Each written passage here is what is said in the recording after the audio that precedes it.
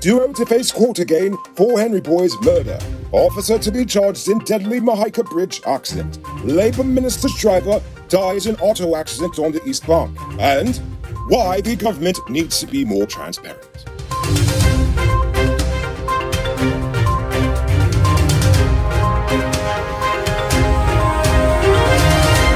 I am Noriko Bulford, and this is Uncut News. You see news happening? Send us a tip on WhatsApp at 592-659-6151. Today, the two men who police accused of killing the Henry boys were declared fit to stand trial for murder yet again. 34-year-old vagrant Vinod Gopal and 33-year-old Anil Sanchara were committed to stand trial for the murder during the next session of the Berbice Assizes Court.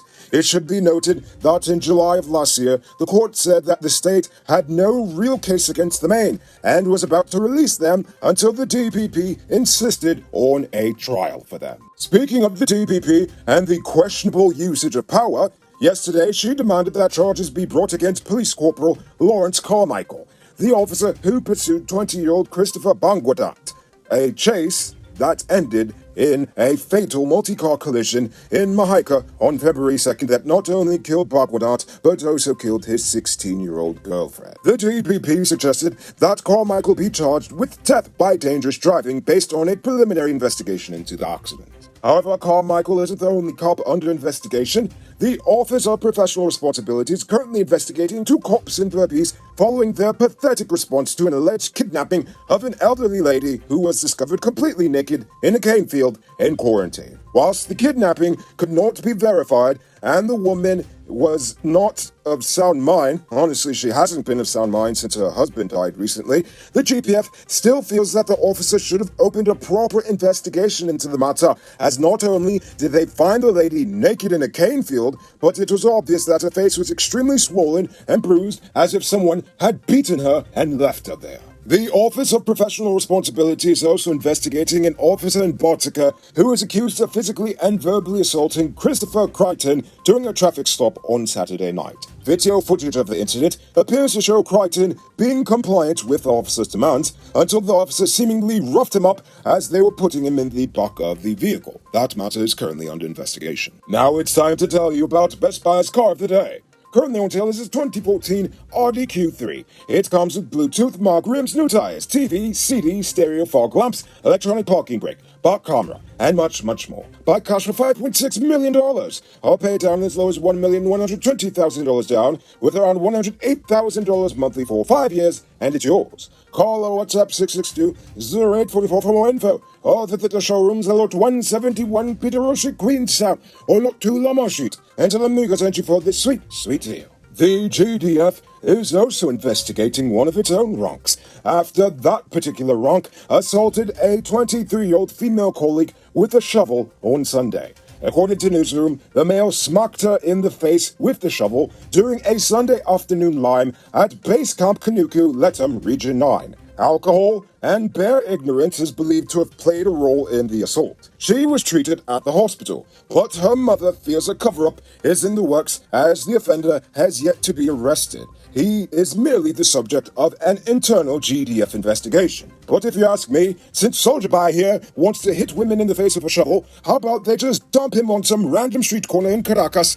and see how he does with those Venezuelans over there? The head of Soku, Fazil Karimbash, is suing former Assistant Police Commissioner Paul Slow for defamation. Karimbash is seeking 17 million Guyana dollars after accusing Slow of defaming his character on multiple occasions on Facebook. He claims that Slow's barely watched Facebook Live videos have seriously harmed his reputation as well as his precious little feelings. So that's why he wants the money. We apparently have got a lot of thin-skinned sissy boys in this nation. It's sickening. 24-year-old Lionel Berkeley died yesterday evening in a motorcycle accident at Agricola East Bank, Demerara. Berkeley was the driver for the Labour Minister Joseph Hamilton, and he had just finished his shift with Hamilton when his motorcycle collided into a female pedestrian who was crossing the road at the time. She is currently hospitalized in a critical condition, whilst he died at the scene. You can multiply your cash by selling Digicel Top-Up. This is a legit way you can earn some extra money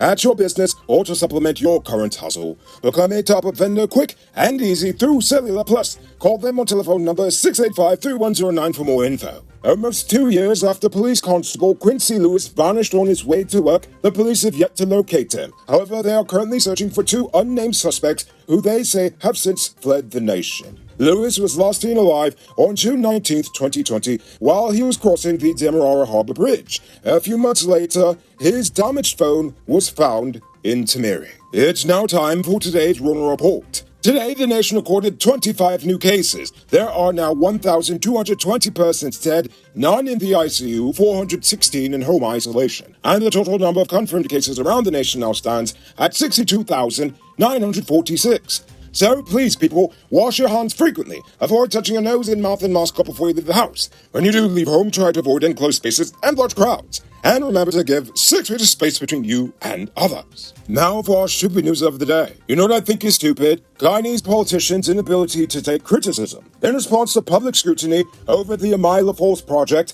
Dr. Ashni Singh came out and called the criticism as a part of a disinformation campaign meant to make the PPP look bad and deny the public of the national development they so rightfully deserve. While I agree with him, there are some people who are just trying to cause trouble. Singh needs to realize that they, and by that I mean his government, need to stop being vague about who is peddling said misinformation. They have to be willing to name names. Otherwise, people will assume that you consider every single critique as misinformation. They also need to stop being vague about national development plans. Because conventional wisdom says that the best way to fight lies and misinformation is with the truth and transparency. They need to be more transparent if they want to convince the naysayers that we will actually have fair and equitable change in this nation. If there are a bunch of studies for the projects that are currently being done in this nation, then they need to release said studies to the public. Make the tendering process more transparent with a full public explanation on why the project is being done, what is its actual projected value to the nation, and why we should even care. They also need to answer not only who was chosen to build it, but why were they chosen, and they also need to offer a reason for why the other companies were disqualified. Then, all of this should be subjected to a 90-day public scrutiny process. And if there are no serious objections to it, then, and only then, should they move forward with the project. Now, it sounds like a lot of steps, but honestly, to adopt such a system will show that they, the government, are abandoning the Stalinist approach to government in favor for a fair and open democratic policy. Instead of silencing critics with arrests and accusations of misinformation, they can silence their criticisms by giving them a legit space to offer their ideas. The critics, I mean. But until the day when politicians begin to see criticism as an opportunity to build a bridge rather than something to block them, then the public will continue to hide behind a wall of ignorance in order to protect themselves from the truth. And if you ask me, I think letting that continue is pretty stupid. Take a look at this beauty being constructed in a gated community called Richmondville in Guyana. It features 4 bedrooms, 1 pool with 7,000 square feet of living space, along with modern amenities. Contact Sheriff Construction on 592-618-5702. Now for our Uncut News Views Poll Question of the Day. Every day we pose a question about current events in Guyana, the region, the diaspora, and how you feel it relates to us. Yesterday's question was, what should the government do to fight the spread of fake news and misinformation? I mean, if they should even do anything to begin with. Curtis Grogan says, I support the digital information literacy being taught in schools, along with other subjects like financial literacy, digital currency, and ethics. But then again, in a country where connections running things, it's hard, even for the well-educated people, even in all of these areas, because I've seen managers manage businesses in a way that had me asking myself, how did they get that job? Anthony Richmond says, creating news outlets that are providing less sensationalized news and are not sponsored by political parties or companies, or have better journalism with evidence-based reported with listed sources. Indeed, I agree. Now for tonight's question, I want to know, what major issue is currently going on that you believe the news is not covering? Think about that question and tell us in the comments below. If your response is good enough, we just might feature it in our next episode. Anyway, that's all the time we have for tonight, and check us out tomorrow for another. Until then, I'm Regal Bulford saying good night, folks. Hey, Uncut News viewers, thanks for watching. You can subscribe by clicking on this button over here, or click over there for more news. You can also drop a comment to let me know if you've made it to the end of the video. Goodbye for now.